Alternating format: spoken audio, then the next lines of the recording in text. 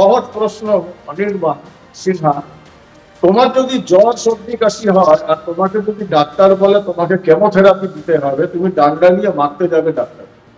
আর আমার যদি cancer detect হয় সেকেন্ড স্টেজ বা থার্ড স্টেজ, তখন আমি হাতে পায়ে ধরতে থাকবো আমাকে কেমোথেরাপির ব্যবস্থা করতে হবে। এটাই হচ্ছে পশ্চিমবঙ্গের অবস্থা। পশ্চিমবঙ্গ এখন ক্যান্সারে ঢুকে গেছে, সর্দি কাশি নয়।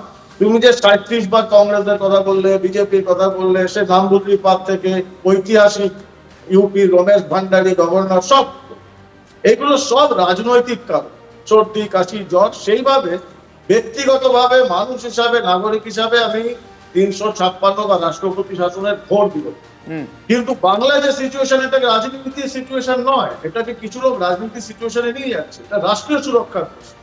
যদি আজকে পাকিস্তানের সঙ্গে ভারতের যুদ্ধ প্রস্তুতি হয়, তোমরা যেরকম ভাবে বললে 7টা জায়গায় কারফিউ বা মক ড্রিল শুরু করছে, তার মানে গভর্নমেন্ট অফ ইন্ডিয়া এক্সপেক্ট করছে।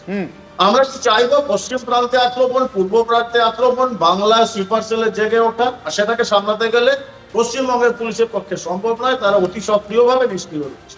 356 প্রেসিডেন্ট টুল ছাড়া সম্ভব।